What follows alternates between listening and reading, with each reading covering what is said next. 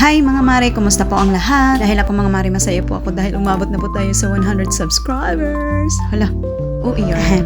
Alam ko naman sasabihin nyo na ang UI naman itong si Kumaring Lucibin, 100 lang sinicelebrate na. But anyways, opinion nyo po yan. Hindi ko kayo pipigilan. Basta, happy 100 subscribers mga mare. Salamat and welcome to the home of Lucibin channel. So tara, today's kaganapan mga mare, panoorin nyo po sana hanggang dulo. Yeah, it's me again, ang inyong lingkod, Kumaring Lucibin Vlog. Ang kaganapan ng kumare ninyo for today ay maglilinis sa kwarto namin ng anak ko na mag-iisang buwan na hindi na nalilinisan. Na binabahayan na nga ng mga gagamba, mayroon na rin mga langgam, yung itim. Hindi naman sila mapanakit kaya hindi ko sila pinatay, tinaboy ko lang. Paano kaya niya tinataboy? Basta bahala na kayo kung paano niyo tinataboy ang manok, yon na yon. Charas! Siyempre hindi papahuli ang alikabok na sandamakmak. Huy! At habang ako'y naglilinis ay panay nga ang atching ko. Bakit naman kasi self na umabot tayo ng 3 weeks na hindi maglinis ng kwarto? Sinumpong ka ba ng katam? Huy! Lagi na lang kasi sinasabi sa isipan na bukas na lang. Hantod ka ron. Yun lang maglilinis dahil takot yan siya at baka puro lawa-lawa na ang bumungad sa kanya. Baka na rin kami puluputan ng mga lawa-lawa ni gagamba. Huy, OER. Ay talaga naman mga mare dahil binabahayan na po ng mga gagamba ang kwarto namin. Salanan ba kapag tinamad ka? Hindi naman siguro dahil gusto lang naman natin magpahinga. O siya mga mare, magre-rearrange rin po ako today sa aming higaan. Ililipat sa ibang pwesto ang bed frame para maiba naman. Hindi naman siguro magre-reklamo itong mga gamit ko kapag ililipat ko na naman sila sa ibang pwesto. Ako lang naman ang magre-reklamo mo dahil mabibigat nga sila. Ano na lang kaya ang balakang ng babaeng ire? Natyak dadamdamin pagkatapos ng kanyang deep cleaning dito sa kwarto. At sign of aging na rin siguro kaya nakakaramdam na ng sakit sa balakang. Dahil ginusto mo yan, walang may nag-utos sa'yo na ilipat ang mga gamit kaya i-push mo yan. Maghaplas ka na lang later.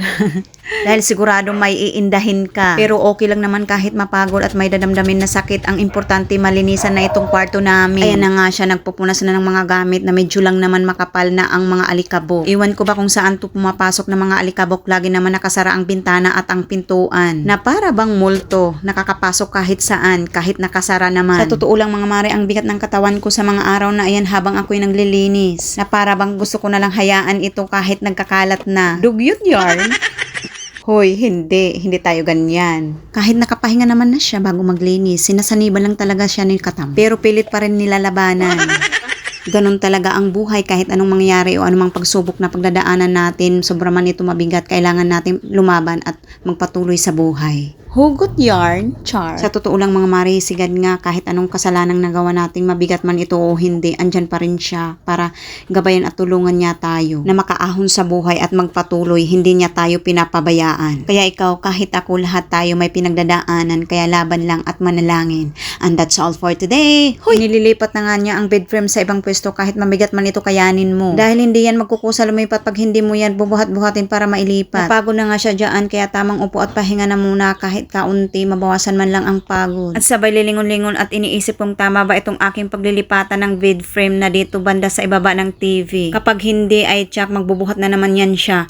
Robot yarn? At saan ko rin kaya ipipisto yung mga Durabox? Ay bahala na lang mamaya, let's see kung ano ang magiging resulta. Kapag hindi yan siya kontento, ililipat niya uli. Paano na lang ang katawang lupa mo, Inday? Napapagod na. O hala, sige, fight again dahil hindi pa tayo tapos at ipagpatuloy ang nasimulan. Huwag kang tamad. Tapusin mo yan. Ibinababa ko na nga rin dyan ang mga malita na hindi ko naman nagagamit. I-porcel ko na lang kaya ito dahil wala namang travel na nagagana. Hoy, wag ganar. Hito na naman siya, matapos yan pagkukuhain ng mga nakalagay dyan sa divider rack ay susubukang ilipat sa gilid ng aircon ang divider rack kung babagay ba ito doon sa pagpupwesto. Nang mailipat ko ito mga mare, hindi kagandahan kapag doon siya nakapwesto. Kaya hala, sige, buhatin mo ulit yan pabalik dahil ginusto mo yan.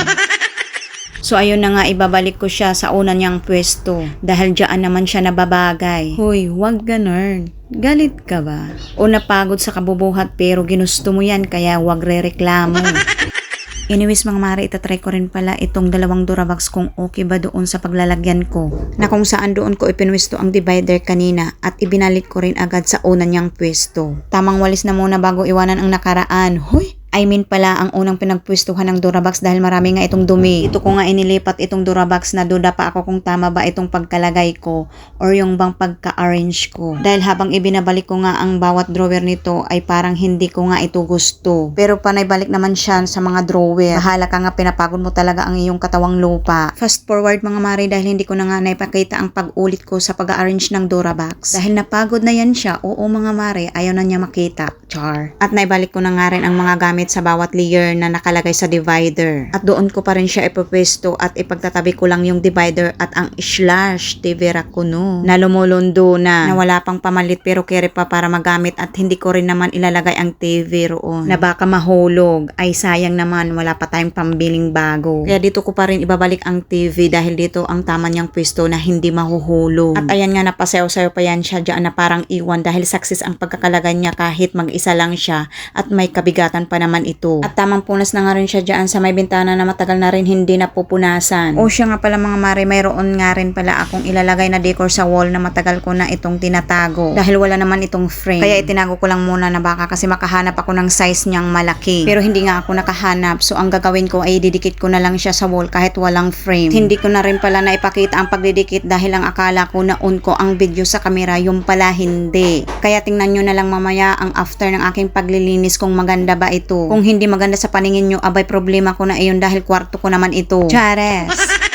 Dahil patapos na nga tayo mga mare at kung nandyan ka pa nanonood, salamat mga mare sa inyong suporta. Naway lagi tayong mag-iingat araw-araw at naway gabayan tayo palagi ng ating amang lumikha. At ito na nga po ang after ng aking paglilinis. And that's all for today's ganap mga mare. Damo nga salamat. Bye-bye!